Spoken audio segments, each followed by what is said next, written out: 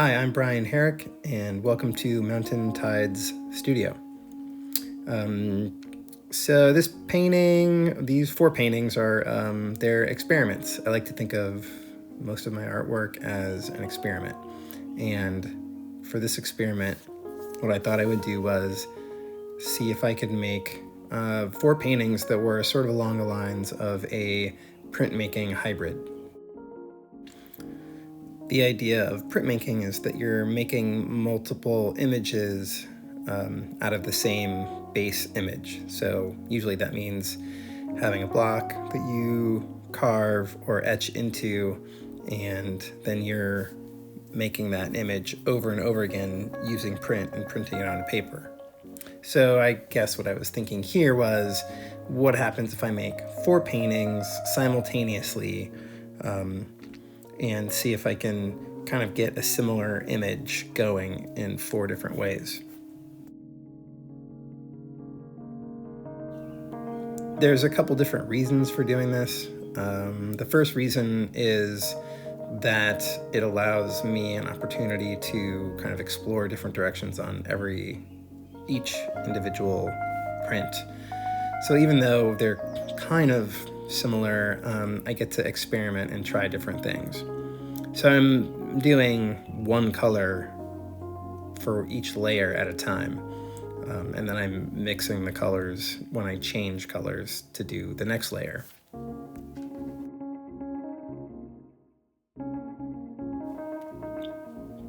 This iteration just gives me some freedom to try some different things, subtly, but they are different, and I can play around with composition and form and style and really see which way is feeling right at the moment. Another thing that I was thinking about was, if I have these multiple images, maybe I could lower the price point for them and make them more affordable and sell some more of them. I don't really know how that's going to play out yet, but it was part of my thinking in this process.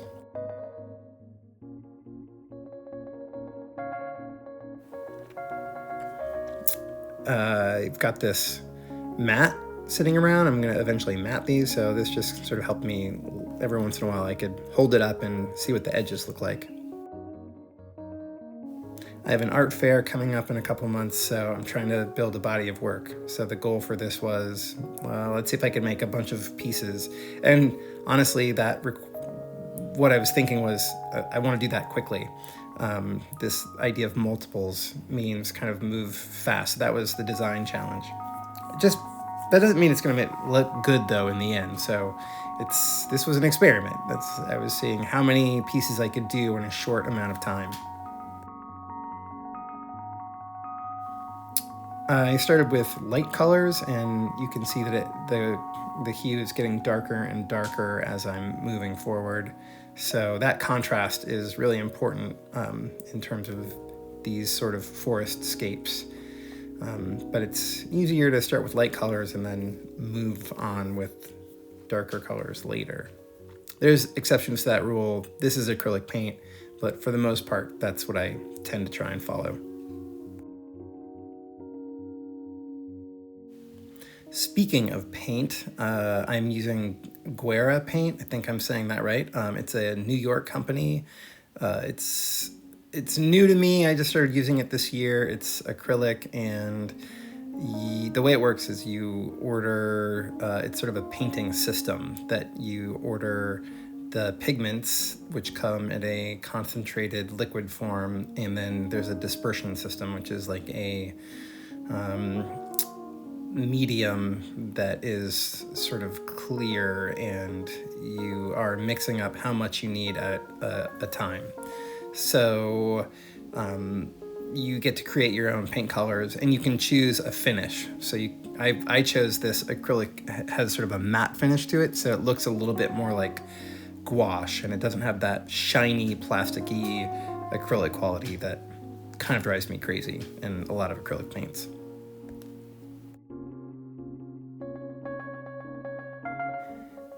My source image for this was actually another painting that I made, so I like the notion of making paintings from images, maybe from a photograph, but then making paintings from these other images that you make. And I recently heard another artist talk about that, this notion of making paintings from paintings, which I think is a really interesting concept. So I'm just sort of building these layers up and kind of moving through it.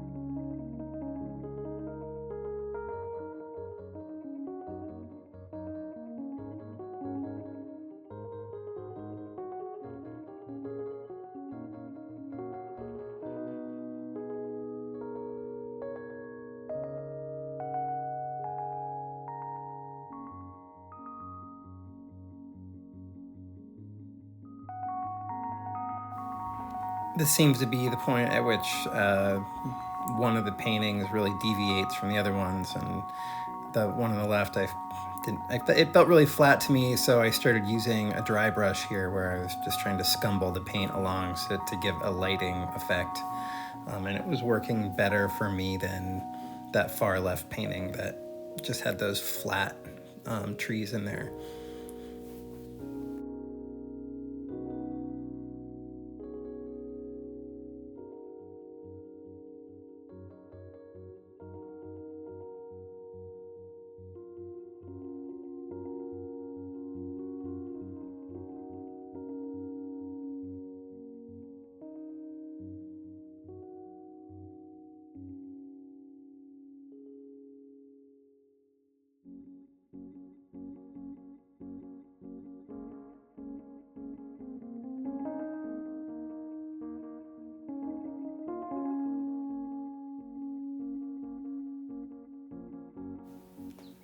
The paintings feel like they needed more contrast, so I started going in with these yellow dots, which I guess are light shining through the trees or leaves.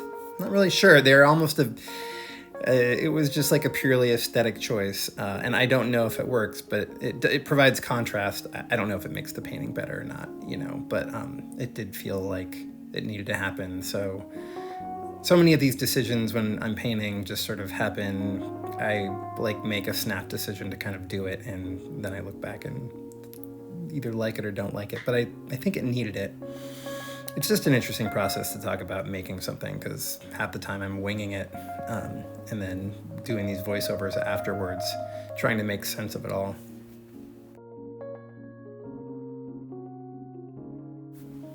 Holding the mat or a viewfinder down really does help me. When I've got these really loose edges, it really helps me figure out what's holding together compositionally. So it is a helpful thing to really assess as I'm moving through these paintings.